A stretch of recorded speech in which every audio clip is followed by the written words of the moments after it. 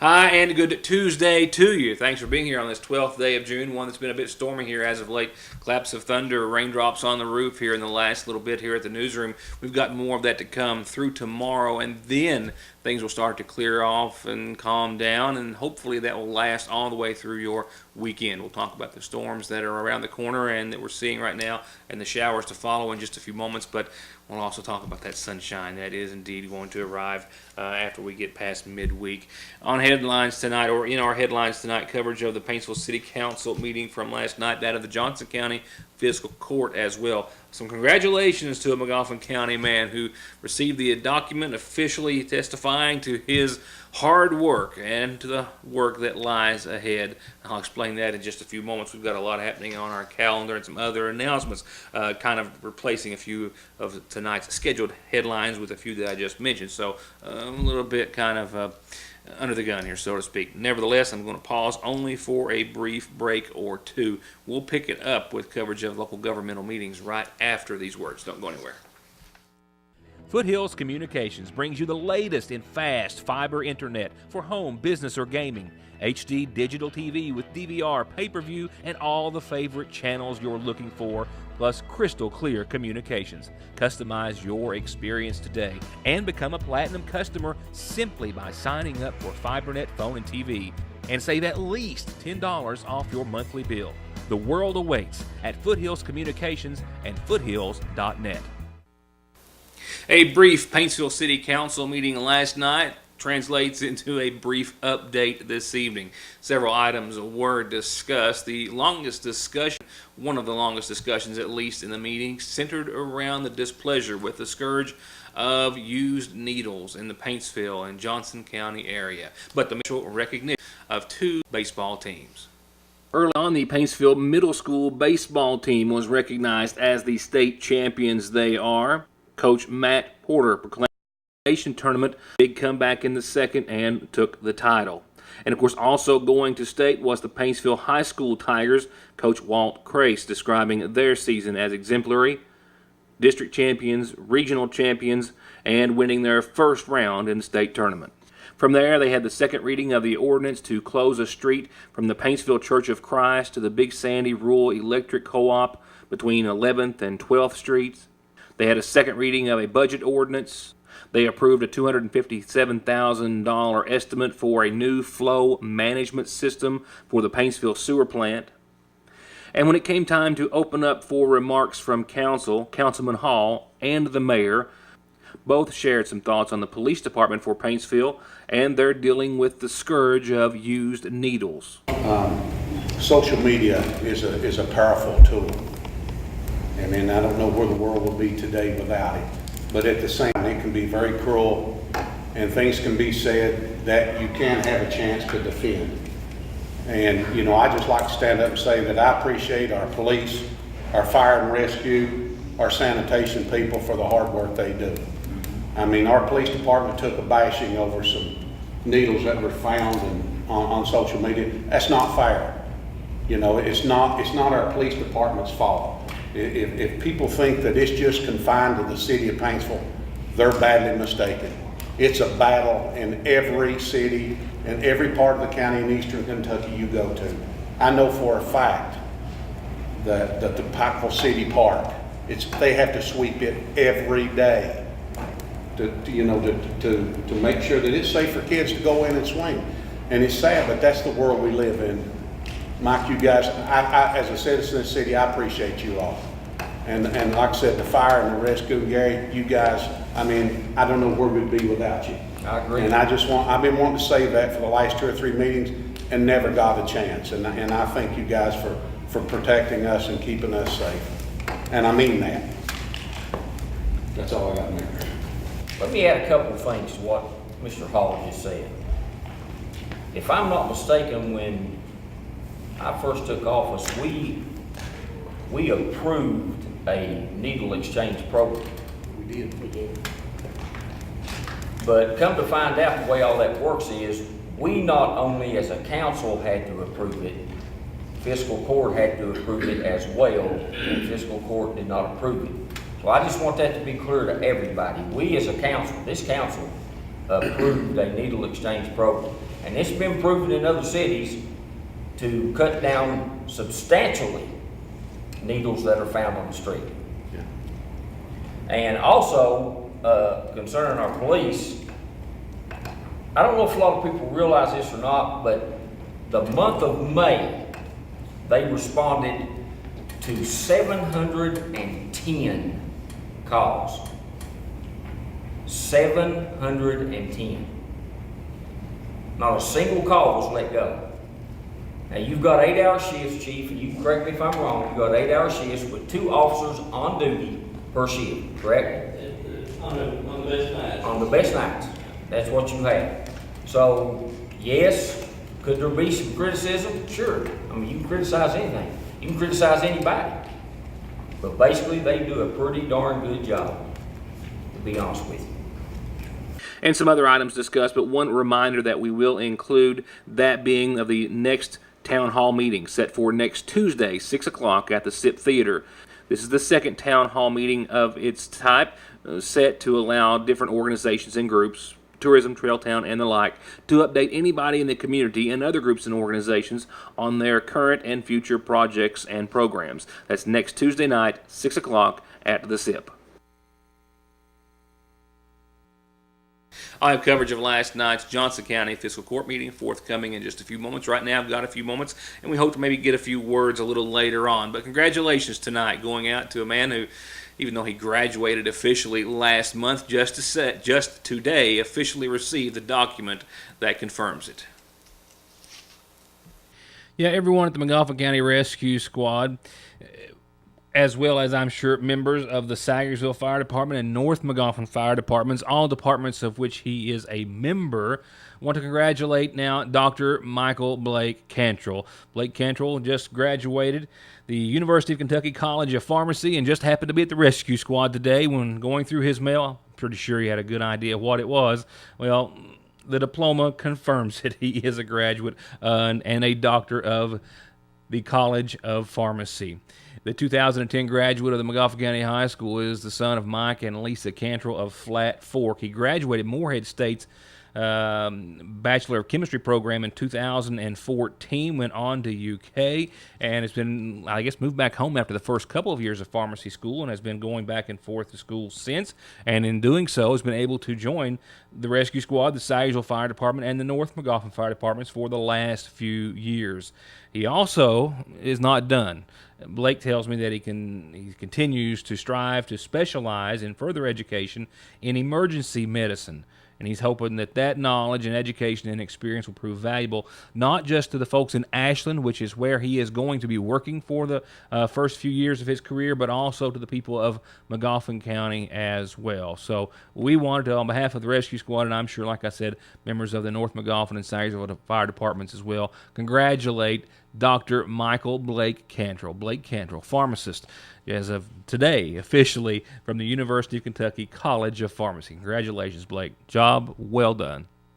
There was also a brief Johnson County Fiscal Court meeting last night, also relating to a brief update for you this evening. A second reading of a budget amendment and some other financial items were discussed. The court first approved a second reading of a budget amendment that pertained to an increase in road funds by $219,000. Those additional funds then dispersed into other areas, about $1,100 for FEMA reimbursement, $18,000 for truck licenses, $190,000 went into the county road aid fund, and another $89,000 also being placed into other county accounts. They then approved a solid waste ordinance amendment. This basically changed the number of officers or members that will serve on the Johnson County Solid Waste Board. Judge Tucker Daniels stating that they had had difficulty getting a quorum with 7 members on the board. They have since reduced that to a 5-member solid waste board, with the judge given the authority to appoint those members. The rest of the ordinance simply clarified existing guidelines in regards to rate changes, bids, contracts, and other business. The board approved a hire to fill a vacancy at the road department of Derek Keith Johnson. And then briefly some good news discussed per some information Judge Daniel had received about nearly $100,000 for blacktopping. We got notification from Department of Transportation that we had been awarded discretionary funding of $93,732 for blacktopping of 4 roads that we had. We have to get this back into Frankfort as quickly as we can. It was also discussed that the county is also going to submit some other roads to the state for some additional discretionary funding, and that the county will be using about $125,000 out of its own budget to blacktop other Johnson County roads, in addition to the 12 or so that they've already been able to resurface this year. 11 to 2 at your Sagersville Leagues. Going on to tonight's community calendar announcements for tonight, celebrating 130 years together, 65th birthday wishes, mind you, from a whole lot of family and a long list of friends too, going out to the twins, Hanson and Harlan Rao. Happy 65th to you. From there, going on to other calendar announcements, a post-harvest handling workshop. This is for fruit and vegetable growers who are growing or selling and wish to sell at farmers markets. A whole lot of things will be covered, techniques and considerations, and everything you need to know about your crops. The McGoffin County Extension Service next Monday, 6 to 8 p.m. that evening is where you need to be. Basketball camp for kids ages 7 to 15. The MCHS boys basketball team hosting camp Monday, Tuesday, Wednesday of next week, 8 in the morning till 2 each day. They provide lunch. It's $50 per camper. If you have another child, it's $30 for each additional child, trying to make it a little easier on the parents out there. They're going to be teaching kids the game, rules, tips, and techniques. You don't have to apply. You can just show up starting Monday morning at 8. I'll remind you, class of 08 at the high school from McGoffin County, their reunion is this weekend, this Saturday at noon at the Ramey Park for the family event, and that evening for all the adults at the Ramada Inn starting at 7, 205-8142 if you want to contact a classmate about getting there and knowing all that you need to know. And a special invitation to all of our special kids in McGoffin County. The Sagersville Masonic Lodge and a host of other groups who said, yes, we want to be a part of this, are putting together just a big party, a days-long event with all the fun games and food you can imagine for all of our special kids. Parents, they would love to know how many are coming. They want everybody, but they want to know how many are coming. So if you can give them a call so they can kind of get a head count and make sure they have just absolutely a wonderful day set aside for everyone. Call Paul Montgomery with the Masons at 424-6302. If you've got an announcement like any of these, be sure and give me a call so we can tell everyone about it. And that goes for birthdays and anniversaries too. And turning to obituaries, a nightly service provided by the McGoffin County Funeral Home. A reminder of services to be held this Thursday for Benjamin Eric, Benji Gibson, 40 of Bloomington Road, who passed away this week, the son of Christine Tackett and the late Kenneth Gibson. Besides his mother, Benji survived by his wife, Stephanie, son Benjamin Avery, and daughters Jenna and Destiny. Visitation is this evening, all day tomorrow. Services again start Thursday at 1. Visitation and services all from the McGoffin County Funeral Home. And we've been told today of the passing of Harold Nichols, 82 of Prestonsburg, who passed away on today's date. Arrangements, I'm told, are being made right now in his honor and to be announced soon by the McGoffin County Funeral Home.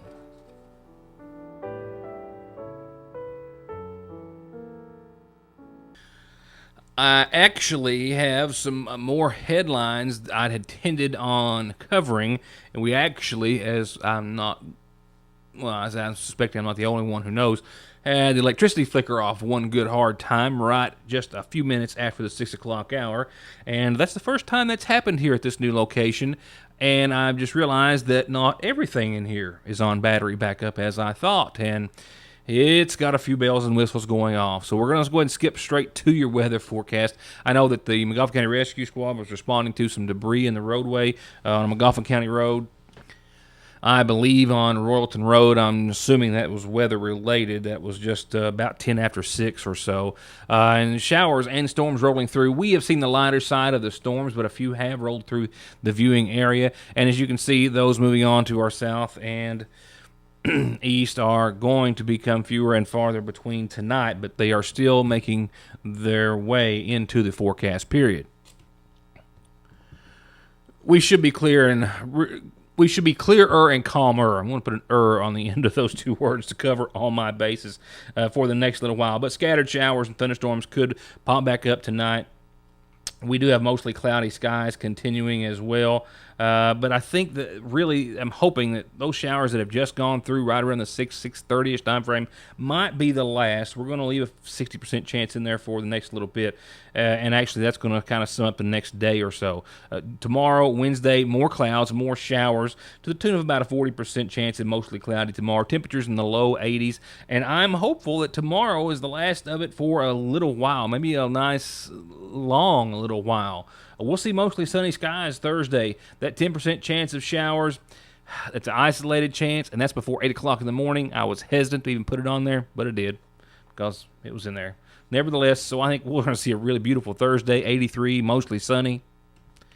And here's the last call for Friday, Saturday, and Sunday. Friday, sunny, mostly clear, 86, 63, a nice summer-esque day. Saturday, ditto with a few more degrees on top, 89, mostly sunny. Yeah, at the very bottom of your screen on Saturday, there is that slight 20% chance of showers. It's a narrow window Saturday night, say between 10 and 1. So, again, a technicality that I'm putting in there because it should be, but other than that, we're going to skate by, I think, and see basically sunny, mid-upper 80s Thursday, Friday, Saturday. Sunday's latest outlook also mostly sunny, 89, and except for that 10% chance of showers, technically, 1 a.m., nothing else to mention on your Sunday. Now, after that, looking ahead, the shower chances will inch up to, say, 20%, but still mostly sunny skies for the next few days thereafter. But starting on Thursday, getting through tomorrow, we're going to have a pretty nice run ahead, a nice long run, pushing close to 90 with some sunshine through much of it. And that's going to wrap it up for tonight. We do have a great deal we're still working on to try to work into the rest of this week's programming and to this week's edition of the Sangersville Independent. And we'll pick it up where I left off on tomorrow's program. Thank you for watching.